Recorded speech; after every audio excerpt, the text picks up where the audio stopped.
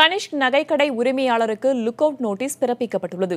இதுகுறித்த கூடுதல் விவரங்களை வழங்குவதற்காக நம்முடைய டெல்லி செய்தியாளர் ஹனிக்குமார் இணைந்திருக்கிறார். அவரோடு பேசலாம். ஹனிக்குமார், விவரம் என்ன? வேதவள்ளி, நேற்றைக்கு இந்த மிகப்பெரிய முன்னணி நிறுவனமான நகை தயாரிப்பு நிறுவனமான கனிஷ்க் ஜுவல்லரி மீது SBI தலைமையிலான வங்கிகள் கூட்டமைப்பு சுமார் 824 கோடி ரூபாய் ஏமாற்றி விட்டதாக CBI வழக்கு பதிவு செய்திருந்தது. மொத்தம் பல்வேறு நபர்களின் மீது, அதனுடைய இயக்குநர்கள் மற்றும் உரிமையாளர்கள் மீது CBI வழக்கு பதிவு செய்திருந்தது.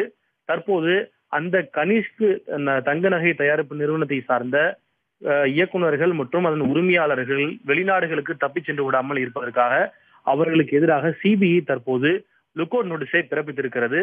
இன்றைக்கு காலையில் தான் கனிஷ்க் குடும்பத்திற்கு சொந்தமான அதிகாரிகள் மற்றும் அந்த உரிமையாளர்கள் சொந்தமான இடங்கள் மற்றும் இல்லங்களிலே சோதனை நடைபெற்றது.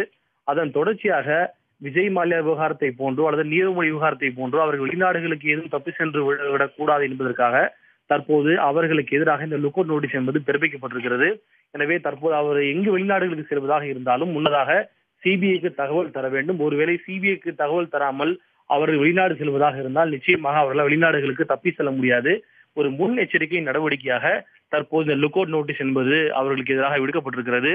குறிப்பாக அதனுடைய இயக்குநர்களாக பார்க்கப்படுகின்ற பூபேஷ் குமார் ஜெயின், நீதா ஜெயின், தேஜரா அச்சா, அஜய்குமார் ஜெயின் மற்றும் சுமித் கேடியா உள்ளிட்ட அந்த நபர்கள் 5 நபர்களுக்கு எதிராக இந்த லுக் அவுட் நோட்டீஸ் பிறப்பிக்கப்பட்டிருப்பதாக CBI தரப்பிலே பதில் தற்போது சொல்லப்பட்டிருக்கிறது. தற்போது கனிஷ்க் நகைக்கடை உரிமையாளர் எங்கிருக்கிறார் ஹனிக்குமார்? அவர் சென்னையிலே தான் இருப்பதாக சொல்லப்படுகிறது. இதில் குறிப்பிட்டு ஒருவர் மட்டுமே சம்பந்தப்பட்டிருப்பதாக CBI கருதவில்லை. ஏனென்றால் அதற்கு பல்வேறு ப்ரமோட்டர்ஸ் மற்றும் இயக்குநர்கள் இருக்கிறார்கள். கிட்டத்தட்ட நான் குறிப்பிட்டது போல 5 நபர்கள் இருக்கிறார்கள். பூபேஷ் குமார் ஜெயின், நீதா ஜெயின், தேஜரா அச்சா, அஜய்குமார் ஜெயின் மற்றும் சுமித் கேடியா உள்ளிட்ட பல்வேறு நபர்கள் சம்பந்தப்பட்டிருக்கிறார்கள்.